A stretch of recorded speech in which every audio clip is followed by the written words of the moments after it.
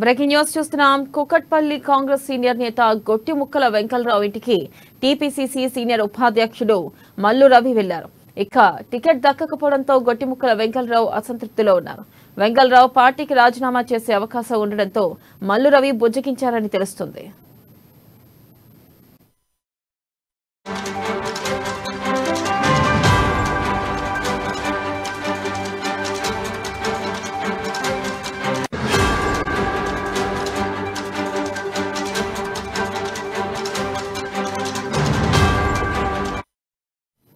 Breaking news చూస్తున్నాం. Kukatpally Congress senior నేత గొట్టిముక్కల వెంకలరావు ఇంటికి టీపీసీసీ సీనియర్ ఉపాధ్యక్షులు మల్లు రవి వెళ్లారు.